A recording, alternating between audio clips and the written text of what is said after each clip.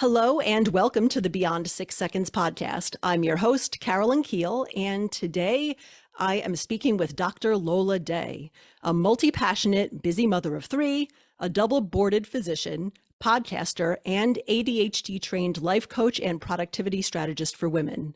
She's also the CEO and founder of LollieTasking, a coaching and consulting firm that teaches high-achieving, easily distracted professional women how to accomplish their goals without overwhelm or their brain sabotaging their efforts.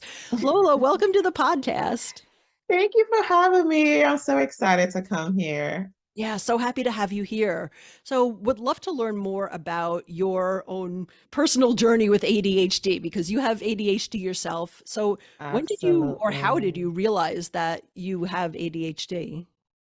The funny thing, like in retrospect, obviously I've always had it. When you finally find out what ADHD is, you're like, oh, so that's what that was. But I actually found out about ADHD just by mere surprise. I was in medical school then, and it was so for those of you guys that don't know how medical school work. So we do 4 years of undergrad and we start medical school. And medical school is 4 years.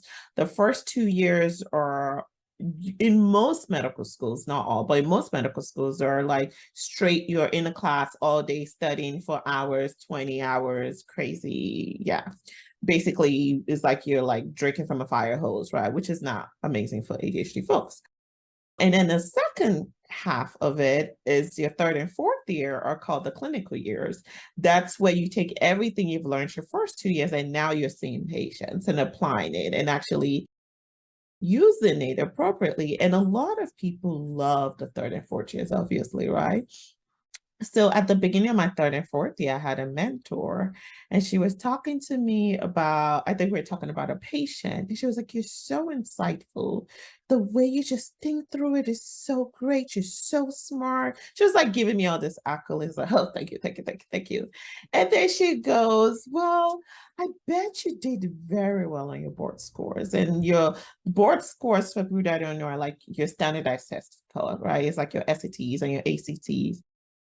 You have something called the MCAT, which is the medical admission test you take before getting into medical school. But once you're in medical school, there are actually a series. I graduated over 12 years ago now, but like back then, there was a series of 3 tests you have to take. I think it's 2 now. And that lets you rank into different subspecialties and just to make sure you're good at what you're teaching before they release you to the world. So the first 2 years is the step one. The step one is known as the hardest one, right? It's a very, very long exam, very, very mentally draining, long prefaces in the test. And I've always known that, back then, my thought was I'm a bad test taker, right? I always say, oh, yeah, I'm not smart. I just work hard, right? So I knew I was a bad test taker. So what I used to do is I used to overstudy to compensate for my bad test taking. And I didn't realize it was my way of masking it and compensating for my ADHD.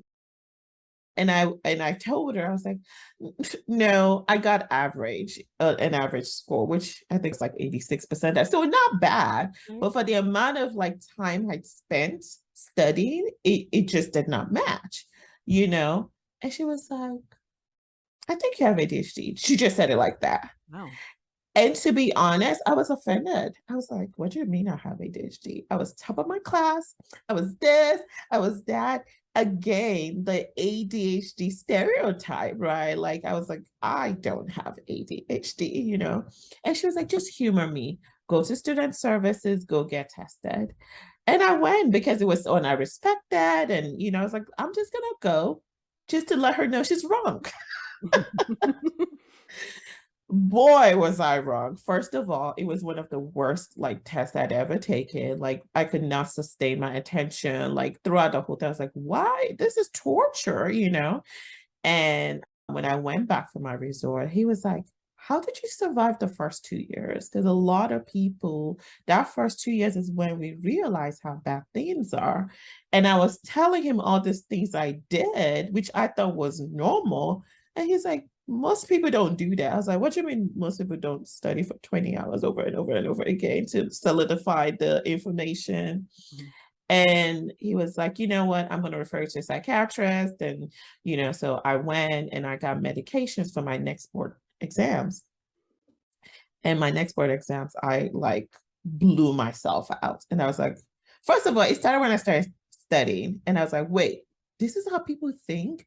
You don't have things flying in your head all the time. That was when I first noticed that, oh, I didn't realize most people don't think the way I thought, right? And then I did my exam and I was like, whoa. And then I went through a grieving process, you know. Mhm. Initially, it was like, wow, okay, I'm not crazy, was my initial happiness.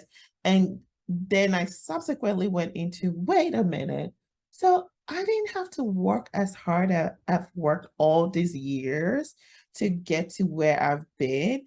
And I was a little depressed for a while, right?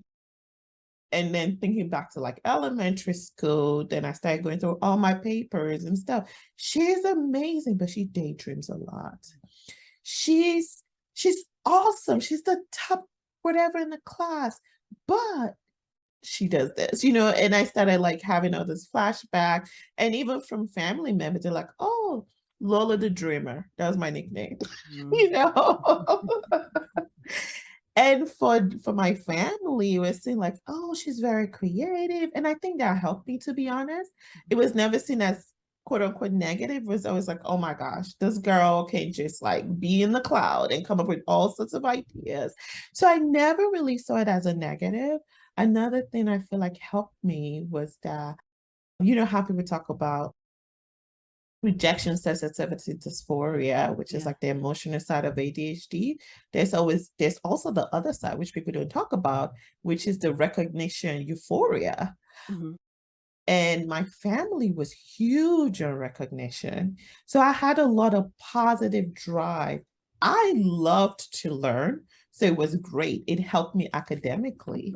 And as you know, with ADHD, we go where our interest thrives at. Yeah. And I was lucky that my interest was love of learning. So I would learn and study, and I would like call my friend, did you know that blah, blah, blah? And I love to learn and teach. And that was how I thrived because I hyper focused in my education and not realizing that that's your ADHD, you know? Wow. Yeah. So that's really interesting. When you were studying for all those hours, were you basically like memorizing things, or what was the process while you were doing that? So another thing I noticed about me was like my working memory was horrible. Mhm. I have always known that about myself. So I always externalize now I know what it is, right? I didn't realize it then, but what I was doing was externalizing my executive function. And the way I learned was through connection. Like I would create a story around it. I was the queen of mnemonics. I will create songs and I always made it fun. I also knew one thing about me was like learning how to be fun. Like any class where I was intimidated or I was scared, like it just didn't happen. Hashtag ADHD, right? Like we thrive with positivity and not negativity. So for me, when I would study, I loved to use mnemonics. I loved to use singing, whatever association that would bring it together worked well. Likewise, I remember in college, I loved like those classes where the exams were like writing essays upon essays upon essays because I could put everything down versus multiple choice, Oh, right? yeah. So like those were the little sort of things that people thought I was crazy. Like whenever I would have a multiple choice, I'd be like, "Ugh, I don't want that class." Because I knew me, I would make stupid mistakes out, because of my impulsivity. Like I won't read the whole question, I'll just pick the wrong answer.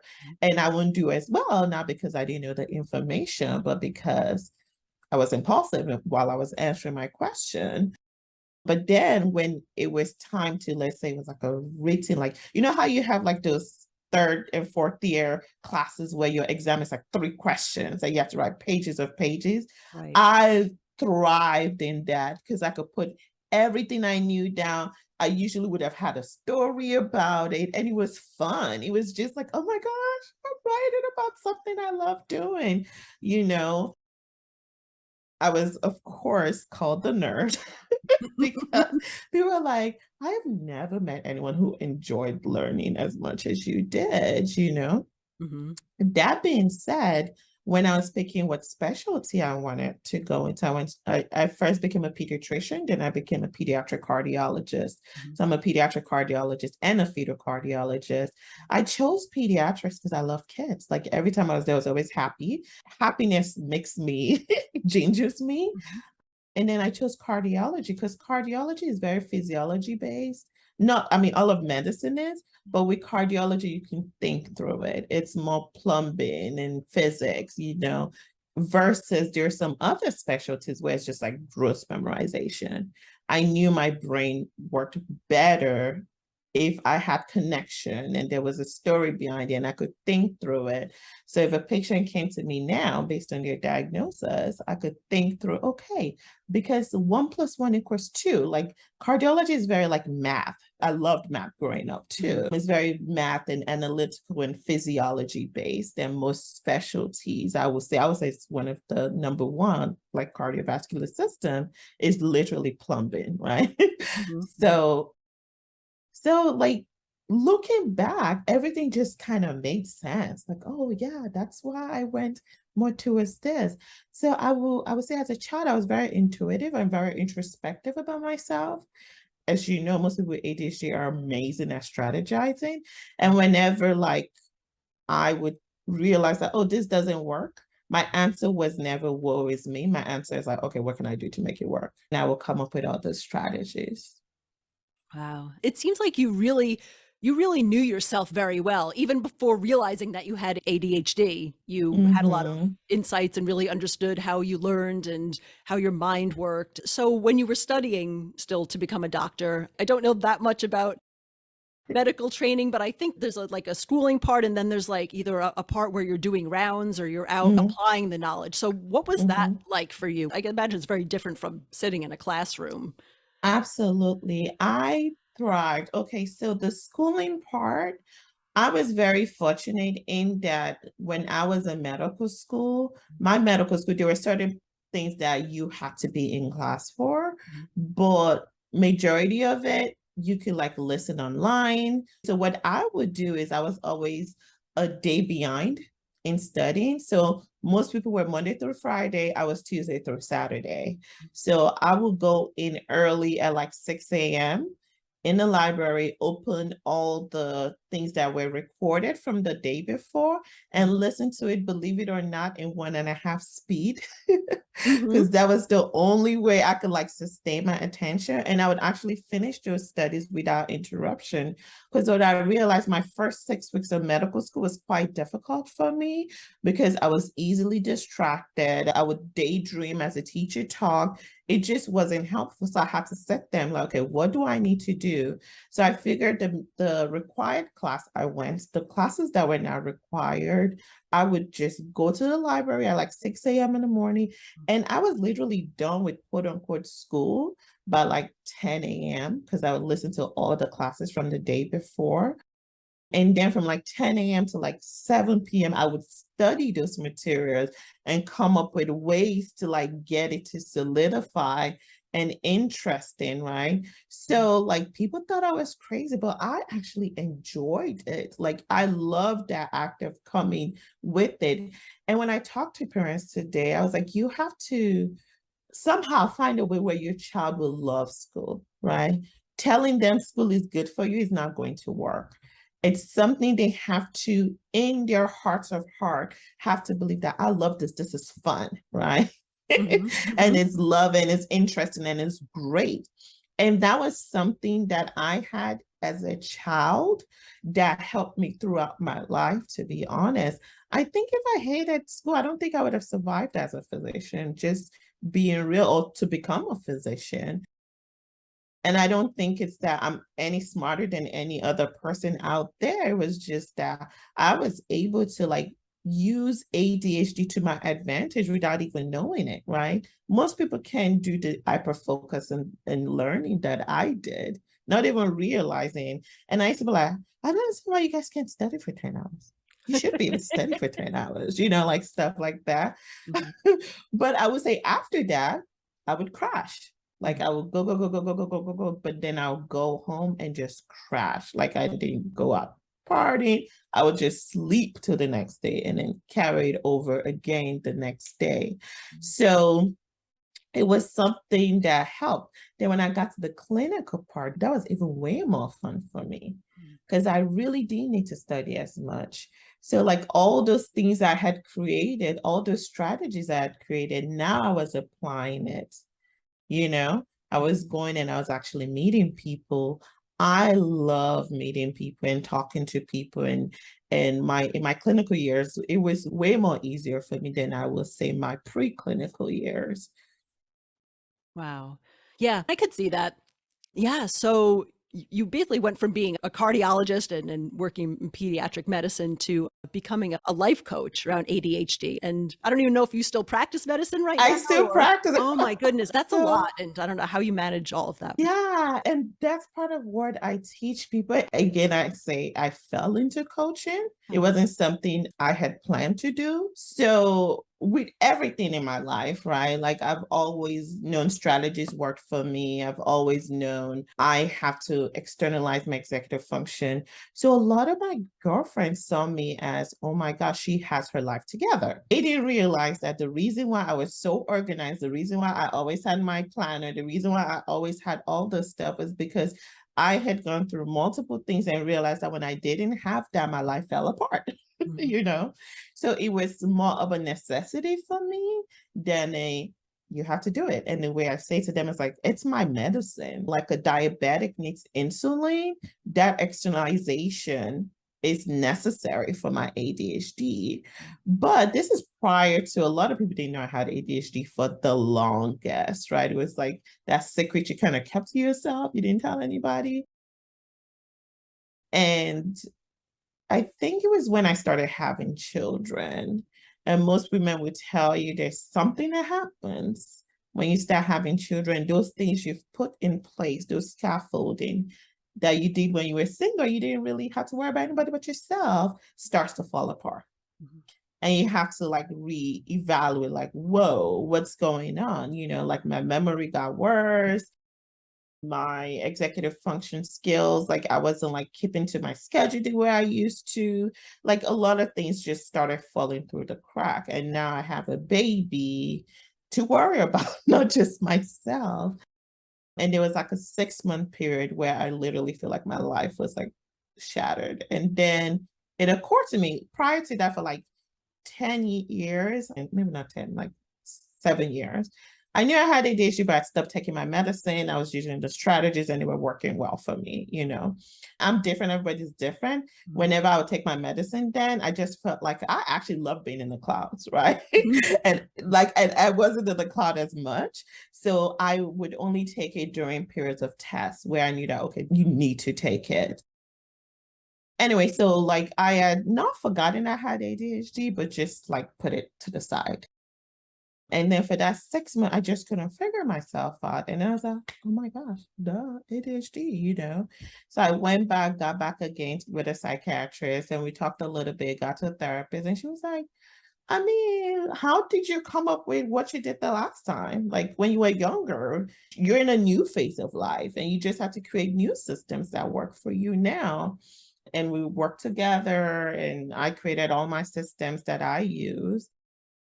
And then I realized that, oh, well, I actually have more time. I tell people once you have structure, structure creates freedom, Mhm. you know, and some of my girlfriends would be like, how do you do all this stuff? Again, multi-passionate is our second name with ADHD. So like I will bring my friends over and I'll teach them different systems, still not telling them I had ADHD, Mhm. you know? And then after that, people are like, I'll pay you doing like VIP sessions for like doctors, lawyers, and they'll come for like a weekend to Orlando. I'll help them create like what I would call like their family hub. like basically systems for them. And that worked very well. And then I realized there was a common theme. A lot of these women had ADHD. Yeah, I was going to ask. And I finally told one of them because we get into this ruminating phase, like one of my coaching sessions. She's like, you would understand, and da da da da da. And I was like, actually, I do because I have ADHD. She's like, shut up. No, you don't. You know? And I was like, yeah, I do. And I had to bring my medicine out and show like proof. And she was like, what? But you're a pediatric cardiologist. You're da, da, da, da, da. And I think at that time it hit me because I've always wondered, like, why did God give me this diagnosis? I'm Christian and faith filled. And then for whatever reason, it hit me. Like, you need to show people it's possible to thrive with this diagnosis. That's your purpose, you know?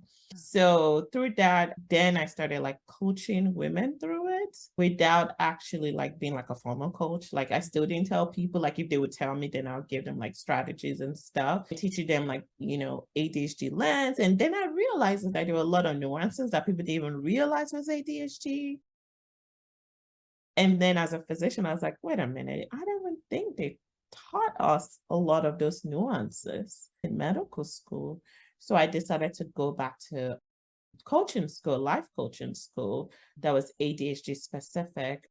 I did DD Coaching Academy. So it's a life school, but with coaching. And where I tell people it's like me being a pediatrician and then I specialize in cardiology. Same thing. I'm a life coach, but my specialty is ADHD. So I went through that and now I'm actually back getting my master coaching. And it's been amazing. I've learned so much. I love helping women. I do have limited one-on-one, again, boundaries, right? Because I still practice as a physician. So I do ADHD part-time and I'm a physician full-time. Wow. That's a lot because, yeah, you're a physician full time. You said you're a coach part time, but you're also like a mom of three Oh. and you have a podcast and like all the other things going on in your life. So the systems that you talk about, clearly that must be helping you to, organize your time and your life to give you the time and the structure in order to be able to do all of these things. Were these things you were able to put into place after you found out that you had ADHD, or are they kind of part of your life coming up to now? Yeah, so one thing I tell people is that when you get to different levels of your life, you have to reevaluate your systems. I actually reevaluate my systems every 6 months Mhm. and see what is still working, what is not working. Because what ends up happening sometimes is we create the systems and we expect it to work for life. Mhm. And that's just not realistic, right? Even from when my kids were like little toddlers, the systems I used then is totally different from now when they can now do their own calendaring, right? So like now I'm teaching them things I used to help them do, you know. So you as a individual need to say, okay, these are the systems that I have created. Is this still working for me in this stage of my life I'm at? So the systems I used when I was just a physician and a mom with little kids is totally different from the systems I'm using now as an entrepreneur and a physician and school age kids, right? Like homework needs to be done, like now during activities, like all this stuff. And the most important thing is one, when creating your system, is realizing exactly what you want. A lot of times people create systems and they just start with, I need to do A, B, C, D, E, F, G, without actually like truly saying, what exactly do I want out of myself, my family, my body, my children? Like, what is that? And I call it focusing on your own lane and staying in your own lane in what you're good at.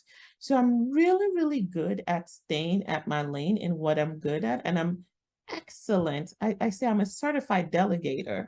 And everything else that is not in my lane, I do not have one shame delegating.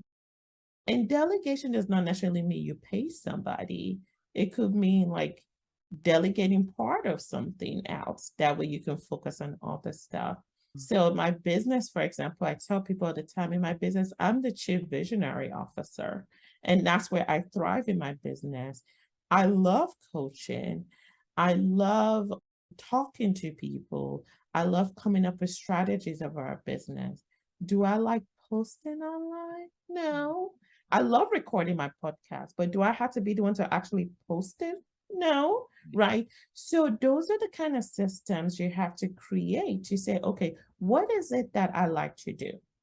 Because again, ADHD is an interest and value driven diagnosis. So do the things that you're actually interested in doing and delegate the things that are minutia or mundane or boring, right? Because what we try to do sometimes is fit into this box of what everybody puts themselves, but you're not everybody. You're an amazing, unique person. And I, I tell my clients all the time, I'm like, it seems like you're fighting against the wind and you're not going to win. Like you have to accept that I have ADHD and my ADHD comes with this. So I'm going to lean into that. Because looking back, and I say, what made me thrive to get to where I got to? It was because I leaned into my strengths of my ADHD. I leaned into my hyperfocus. I leaned into my love of medicine. I leaned into those stuff. For example, my sister loved drawing, right? I tried to draw, but I didn't like it.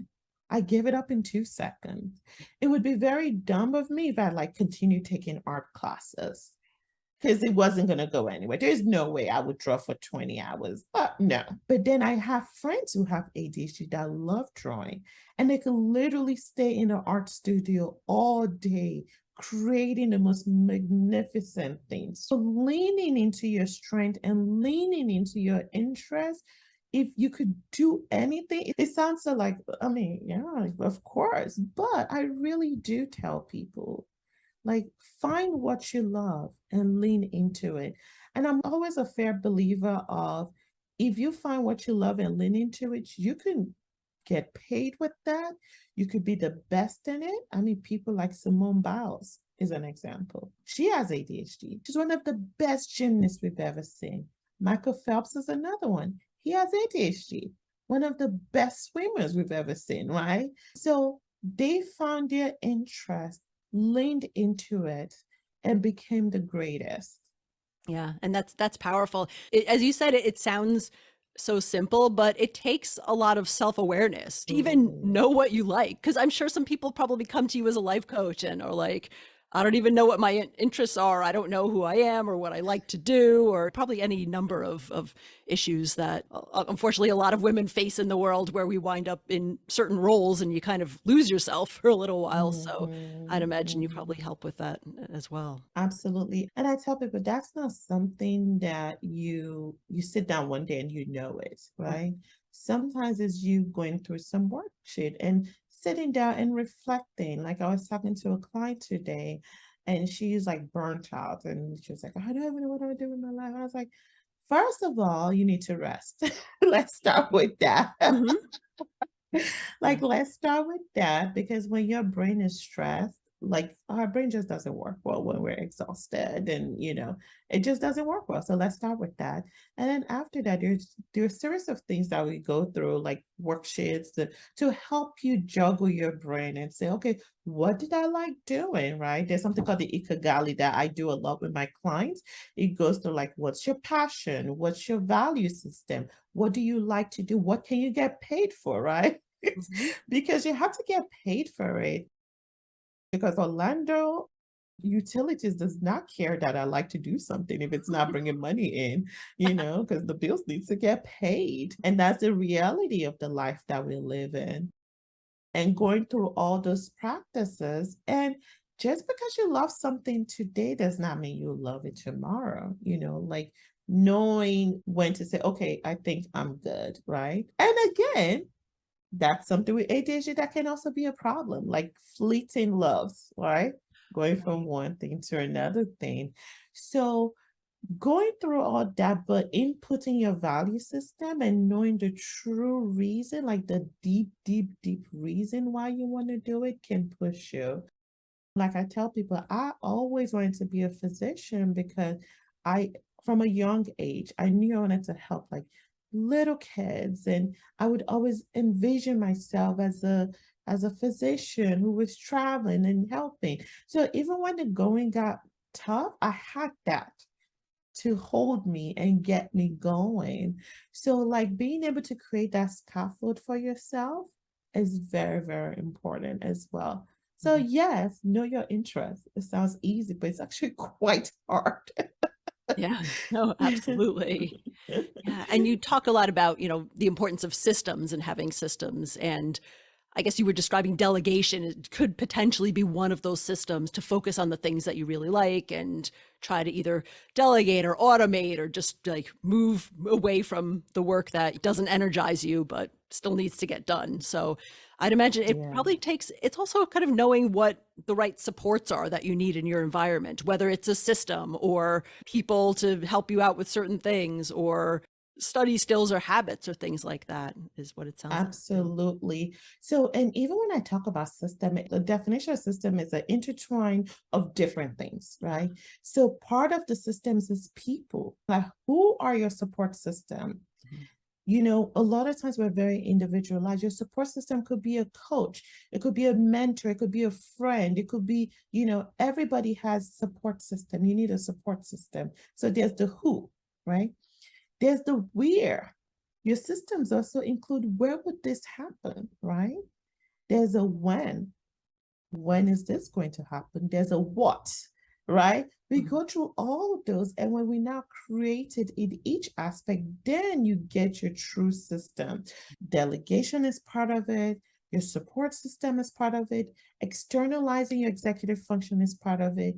So, for example, one of the first system I create is the ability to be self-full, right? Not selfless, self-full, Oh, self-care and wellness. That's a first system we create. And one of the things we talk about is, when are you going to rest?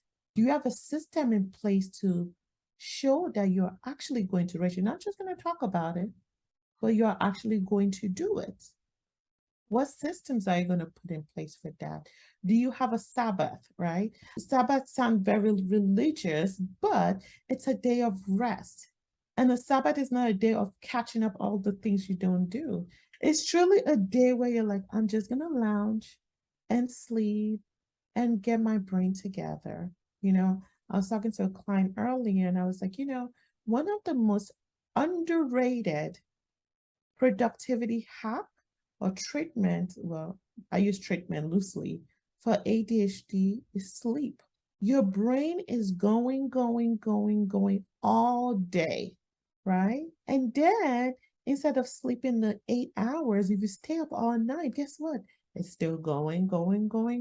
Now, akin to a laptop that you've left on, you've worked on it for 24 hours, guess what? It's going to overheat. All of a sudden, it's going to freeze. I don't care if it's a Mac 2057, mhm. right? It needs rest. But when we rest, it's that time where one, our memories are formed when we sleep. It's also when our neurons are reconnecting, all those neurons. So I do a lot of like Right. medical stuff, obviously, during coaching. That's when all the neurons are forming together. And people will tell me, oh my gosh, when I started resting, I started seeing my executive function was a little bit better. I still need medicine, but it's not as bad as it used to be.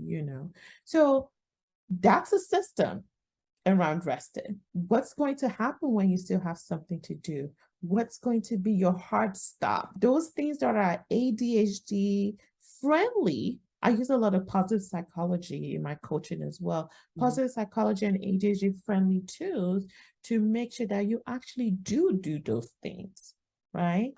And after you've created a system and you've done it so many times and it becomes automated, and automation is the goal of 90% of systems we create.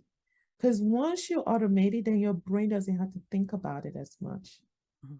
And when your brain doesn't have to think about it, guess what? Your executive function skill doesn't have to worry about it. So that's one less thing your ADHD brain is going to sabotage you on. An example for me is planning. I have a system I use for planning. There was a time I had to remind myself and put a timer and this and da, da, da, just to make sure I plan. Now I don't even think about it. If I don't plan, it's almost like I forgot my watch. I'm like, oh my gosh, I have to plan. I haven't planned, right? Because now it's automated. Now my body wants to do it even before I can think about it. So that's the goal of systems. Like it's going to be hard. And I'm very sure I'm like, yeah, we're going to work through it, but everything is an experiment. Mhm. There's no perfection. We're going to go through it. If it doesn't work, then we'll come up with another strategy. What makes ADHD amazing is we have amazing strategy skills. So let's put that to work. Thank you for providing more information about the systems because, yeah, I never really thought of them that broadly, but it makes total Mhm. sense that you would want to build these into your life so that, as you said, you don't have to think about them and worry about them. And then it just becomes part of your routine. It's less for you to be actively thinking about and to have to force yourself to focus on. Yeah. Absolutely. And it's so funny because when ADHD people hear structure, they say, no, I'm free spirited. I don't want structure. But structure is how we thrive. Routine is how we thrive. So the question is, if you don't want structure, maybe you're trying to do a neurotypical structure that doesn't work for your ADHD brain. So you got to do an ADHD friendly structure that your brain is more willing to do. And that's why it's important to work sometimes with an ADHD coach. Yeah. And I'm curious how some of the advice or coaching that is usually given to neurotypical people might be different from what someone with ADHD might need. Because I'm imagining that a lot of the books and stuff out there are written for neurotypical people. I'm just assuming there's so many out there. And some of that, I Gosh. guess, could be helpful to neurodivergent people. But I guess if you have an example or something about a difference of something that works better for people with ADHD that's different from what neurotypical people might do. Okay. I'm not going to name the name of the book, but there's this school of thought that if you think of something you have to do and it takes less than 2 seconds to do it, go ahead and do it so you can get it done. Have you heard of this? It's called the 2 second rule or 2 minute rule, No, I think it's what it's called. I haven't heard of that one. It's No. it's very, very big in the productivity world for neurotypicals. Okay. Mhm. Okay. You can imagine how this does not work for ADHD because if I think of something that will take me 2 minutes to do and I'm hyper focusing on something, if I draw my attention now to go do the 2 minute thing, guess what? I'm not coming back to the old thing I used to supposed to be doing. Or let's say this is the most important thing I should be doing right now. And then I remember this 2 minute thing that's way more fun for my brain. Guess what? Yeah. I'm going to forget the other thing I'm supposed to be doing, right? So that's an example. Another one is this idea of doing the worst thing first. Oh, yeah. I've heard of I that don't one. want to say the name of the book either, Yep. I know that but one. Yes. yeah. So doing the worst thing first, because if you do the worst thing, then the rest is easy. Oh, no, no, no, no, no. That doesn't work for us because if we do the worst thing first, it drains us and our whole day is ruined. Like we don't want to do anything else. So what I actually encourage is do the most interesting thing first. Do the easiest thing first. Because once you get that wing, it motivates you to go to the next step, and then the next step, and then the next step. Right. So, like for my kids, for example, before we do homework, we do a dance party. And I was like, okay, let's see which homework do you want to do? Which one is the easiest? We do that, we get it, we do high five, yeah, we got it. Again, I tell parents this all the time. Homework time is not a battlefield. Let's not do that. Because once you turn homework time to a battlefield, your child is not gonna learn. I don't care how many times you shout at them and learn. You gotta make it a dance party. We're about to show people what we can do. Like it's a party, right? I mean, not all kids like, I'm just using my kids, for example, because we Yeah. love music and dancing. So you got to see what your child like. If your child likes gamify the homework, make it a game. And that's how you get through it. So you don't start with the hardest lesson your child hates to do. Because based on that particular productivity test, if you get the harder one out, the rest will be easier. No, Mm. they're going to get burned down. They're going to have meltdown. And ADHD, we're very negative. I can't do anything. We like to catastrophize everything. Like, I'm the dumbest child. Mind you, this same child is like the top of the class, like. Yeah. Mhm. So, so those are the kind of things that it sounds good to most new. And I have friends who do that and they swear by it. And I look at them and I'm like, ooh, even the thought of that gives me anxiety. Yeah. Well, thank you for those examples. Those are Yeah. great examples and totally make sense in the context of Mhm. ADHD, why that may not work for a lot of people. Yeah, absolutely. Lola, I really appreciate you sharing more about your journey and all the amazing things you do and the way that you help women with ADHD build those systems and live their lives in a more robust way and find themselves in the process. So that is like really awesome. Absolutely. So how can Absolutely. people get in touch with you if they want to learn more about your work or if they want to listen to your podcast or things like that? Absolutely. So my podcast, if you go on any podcast platform, if you search LollieTasking with ADHD, and Lollie is Lollie, Tasking is Tasking with ADHD. You can find me, subscribe there. And you can email me at hello@lollytasking.com, or you can also contact me on Instagram. That one is actually LollieTasker, which is LollieTasker.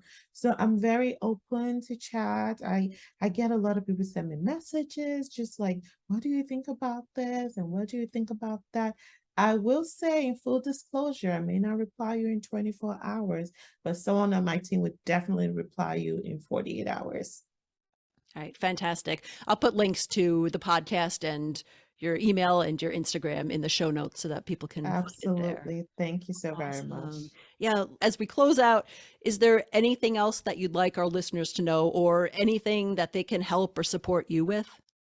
Yeah. So, one thing I always say, and this is more for the listener than for me, whenever I end my podcast, I always finish it out with just pick one thing from the episode and work on it. Because with ADHD, we try to overcomplicate things. Pick one thing from everything we've said and just work on it and just see how it goes. If you need coaching or you just want to have a conversation, I'm always available for you guys. Thank you. We appreciate that. Yeah, thanks so much, Perfect. Lola. It was great talking to Mhm. you today. Of course. Thank you so much for having me.